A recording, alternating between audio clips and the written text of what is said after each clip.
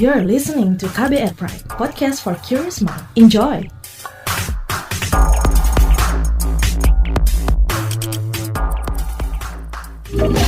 Kamu lagi dengerin What's Trending KBR Pagi. KBR Pagi, siaran pagi radio paling update. Selamat pagi. Ketemu lagi dengan saya Don Brady di What's Trending KBR Pagi. Yang pagi ini bakal ngobrolin satu hal yang lagi ramai diperbincangkan ya. Well, by the way, mudah-mudahan Anda pada hari ini semuanya dalam keadaan baik-baik saja, sehat semuanya ya kan. Dimanapun Anda berada dan juga apapun kegiatan Anda hari ini, mudah-mudahan semuanya berjalan dengan lancar ya. Pagi ini kita akan ngobrolin soal menyoroti keamanan data pribadi masyarakat di ruang siber. Jadi, belakangan itu santer diberitakan bahwa sebuah akun di situs Reddit Forums diduga menjual data yang diklaim sebagai 230.000 data pasien COVID-19 di Indonesia.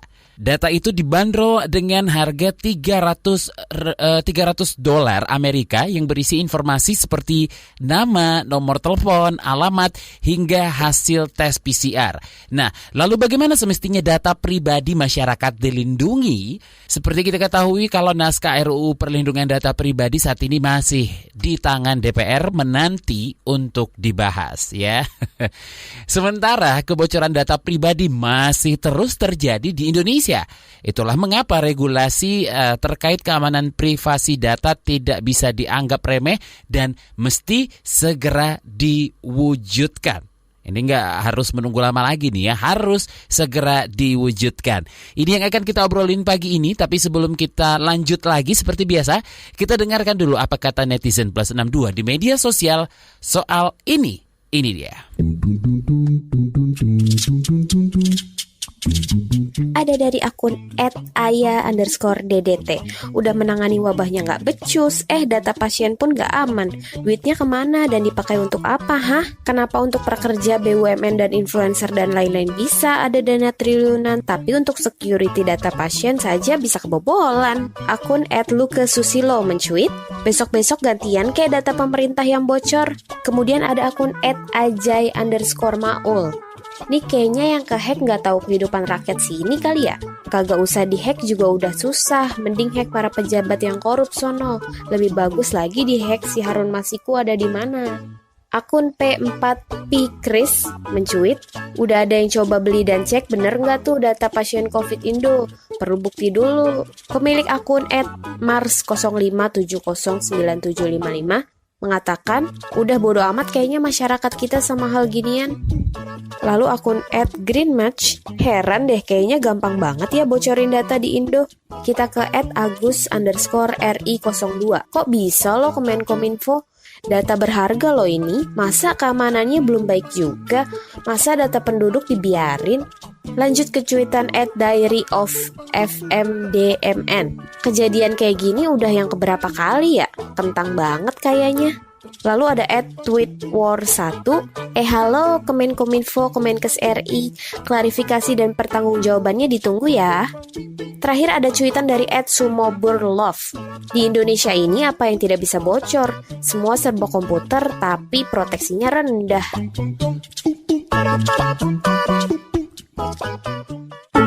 What's Trending KBR Pagi. Dikutip dari laman resmi Badan Siber dan Sandi Negara atau BSSN, Direktur Proteksi Ekonomi Digital BSSN Anton Setiawan, yang juga merupakan juru bicara BSSN pada Senin kemarin, menanggapi isu soal jual beli data yang diduga terkait kasus COVID-19.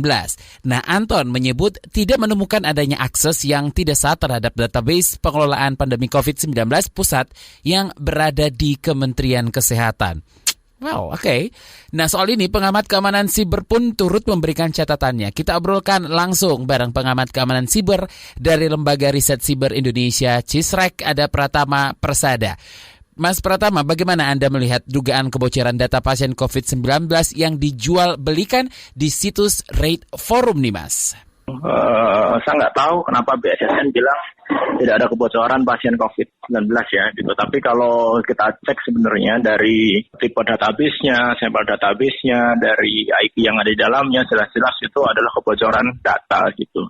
Nah, yang saya nggak ngerti itu adalah sekarang ini pemerintah saling menyalahkan. Kominfo menyalahkan BSSN juga merasa nggak terima dan dia bilang nggak ada kebocoran data gitu lah. Terus data yang sekarang ini beredar datanya siapa gitu? Karena beberapa teman sudah melakukan verifikasi ke beberapa orang yang ada di dalam data tersebut dan ternyata memang benar gitu. Dia dites, kemudian dia memberikan data-data gitu dan untungnya aja dia hasilnya negatif gitu sehingga dia merasa inilah walaupun agak deg-degan gitu tetapi ya karena hasil negatif ya nggak masalah gitu. Sekarang kita bayangkan kalau misalkan yang diekspos itu adalah pasien yang positif gitu. Kan sangat merugikan orang tersebut begitu ya kan. Nah ini datanya juga nggak main-main, ada sekitar 230.000 orang begitu yang terekspos datanya. Nah ini kalau menurut saya ya akan terjadi terus-menerus kayak gini gitu. Nah masalahnya ada di mana kebocoran ini Mas? Jadi begini memang tanggung jawab keamanan cyber terutama di instansi pemerintah, kemudian di BUMN, BUMD, TNI, Polri itu masih dalam ranah tanggung jawabnya BSSN sebenarnya begitu. Tetapi juga BSSN tidak memiliki kuasa untuk in charge terlalu dalam terhadap sistem dan teknologi yang dimiliki oleh masing-masing institusi tersebut gitu. Paling bisa memberikan saran atau standar atau apalah gitu yang bisa digunakan untuk langkah-langkah yang bisa digunakan untuk mengamankan sistem informasi yang dimiliki di masing-masing instansi tersebut gitu. Nah masalah dijalankan atau nggak dijalankan yaitu sebenarnya tergantung dari masing-masing institusi tersebut begitu. Walaupun sebenarnya BSSN akhir tahun kemarin kalau nggak salah ya itu mendeklar memiliki NSOC. NSOC itu National Security Operation Center, artinya dia punya pusat monitoring yang bisa memonitor kalau misalkan terjadi serangan malware atau serangan hacking dan sebagainya gitu. Nah ketika ini tidak berjalan karena kan data COVID ini nggak mungkin dimiliki oleh swasta sebenarnya gitu. Ini kan dihimpun oleh pemerintah gitu. Jadi menurut saya sih ini salah satu institusi pemerintah yang datanya bocor begitu. Nah institusi ini siapa ya perlu dicari tahu gitu. Yang punya akses itu kan Kominfo sama BSSN yang biasa melakukan audit keamanan informasi gitu. Nah, kalau Anda melihat perlindungannya gimana nih Mas? Dan dampaknya bagi masyarakat seperti apa? Ya menurut saya ada sedikit masalah lah gitu tentang perlindungan data di Indonesia begitu. Tapi juga sebenarnya ya agak wajar. Kenapa? Karena memang kita belum punya undang-undang yang memang khusus berbicara tentang data pribadi gitu. Kita punya rancangan undang-undang perlindungan data pribadi itu sudah jadi prolegnas sejak bertahun-tahun yang lalu sebenarnya. Tetapi nyatanya sampai sekarang tidak segera diundangkan gitu. Padahal ini adalah kebutuhan suatu peraturan yang bisa melindungi masyarakat Indonesia. Kenapa saya bilang bisa melindungi masyarakat Indonesia? Karena ketika masyarakat ini sudah menyerahkan datanya kepada institusi yang melakukan pelayanan terhadap masyarakat gitu, yang menghimpun data masyarakat nggak bisa ngapa-ngapain lagi gitu. Itu adalah diberikan tanggung jawab untuk pengelolaan datanya itu kepada si pemilik layanan tersebut. Nah, kalau si pemilik layanan itu ternyata tidak melakukan pengamanan yang maksimal, akibatnya apa? Bocor begitu. Nah, ketika bocor yang dirugikan siapa? Ya masyarakat. Kenapa yang dirugikan masyarakat? Di situ ada nama, kemudian ada alamat, kemudian ada nomor telepon, ada tanggal lahir, alamat email dan lain-lain. Yang kalau itu berada di tangan orang yang tidak bertanggung jawab, bisa digunakan untuk melakukan kejahatan atau kegiatan-kegiatan yang mengganggu masyarakat pemilik data itu gitu. Nah, terus siapa yang disalahkan? Yang disalahkan katanya yang nyuri data tersebut, hackers yang bisa mencuri data tersebut gitu. Padahal kalau kita punya undang-undang perlindungan data pribadi, yang pertama kali disalahkan harusnya adalah si institusi yang pemilik layanan tersebut. Kenapa kok mereka tidak melakukan pengamanan yang maksimal? Akibatnya bisa terjadi kebocoran begitu.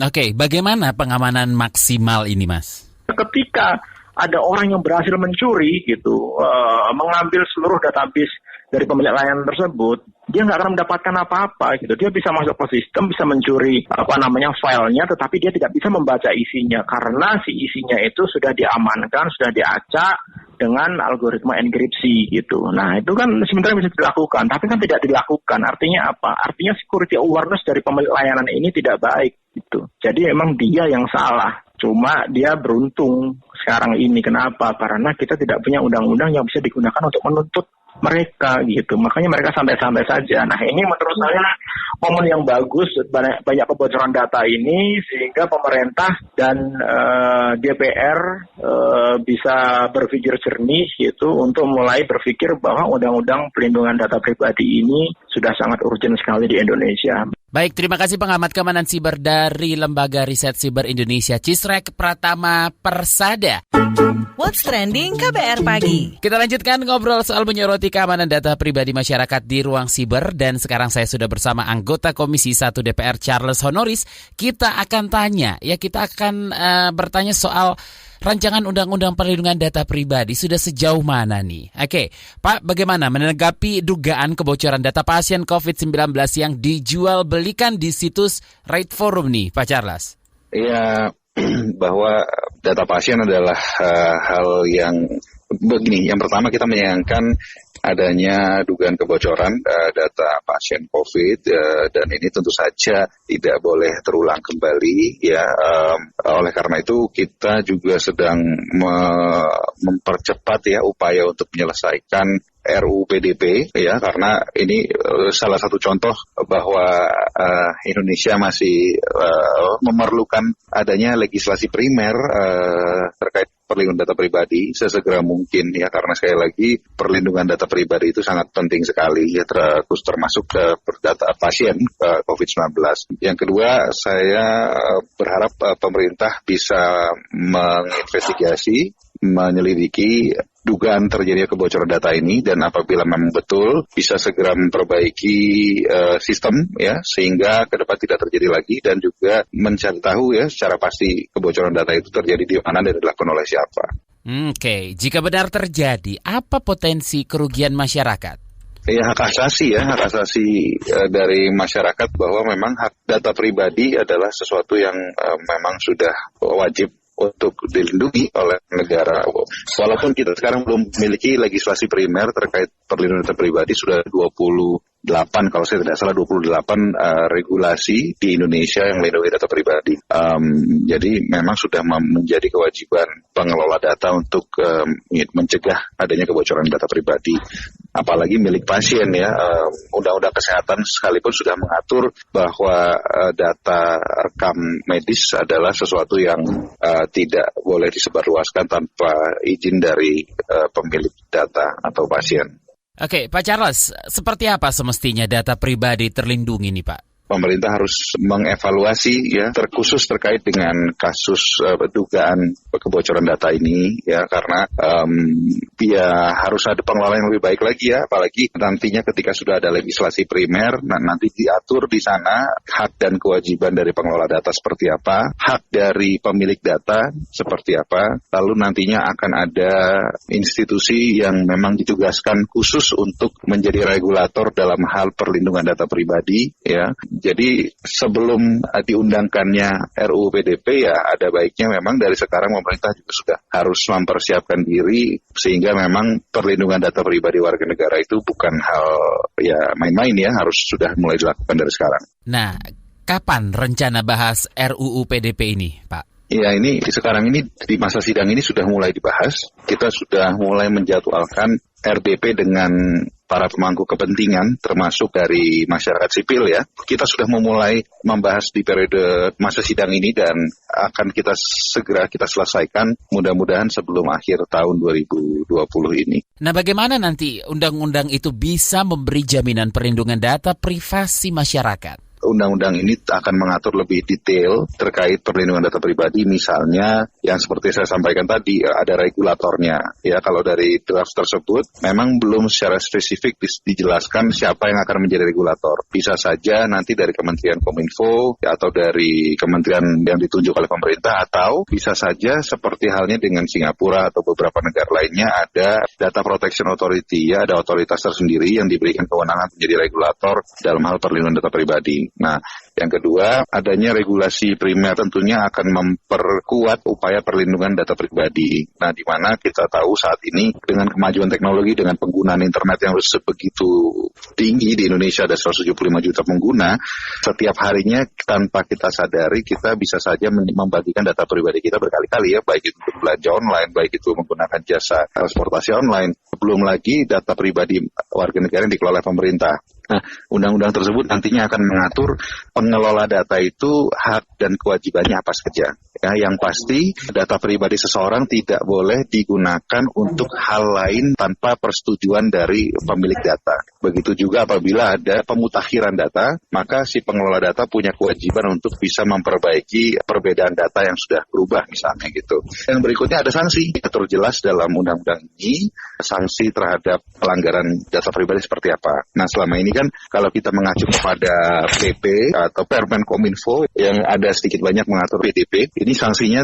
masih bersifat administratif saja. Nah, tetapi dalam draft yang disampaikan oleh pemerintah ada sanksi pidana, ada juga sanksi denda. Walaupun perlu tidaknya sanksi pidana ini masih menjadi perdebatan ya, karena kalau kita melihat best practice di negara lain memang tidak diterapkan sanksi pidana, tetapi lebih kepada sanksi denda dan sanksi administrasi ya, atau sanksi terhadap korporasi yang melanggar data pribadi pemilik data gitu. Oke, baiklah. Terima kasih anggota Komisi 1 DPR Charles Honoris. What's Trending KBR Pagi. Terima kasih buat Anda yang sudah mendengarkan KBR Pagi, dan buat Anda yang tidak sempat mendengarkan dari awal atau mungkin ketinggalan siaran ini, Anda bisa menyimaknya kembali di podcast What's Trending di kbrprime.id atau di aplikasi podcast lainnya, ya kan? Seperti ada Spotify, Google Podcast, dan masih banyak lagi.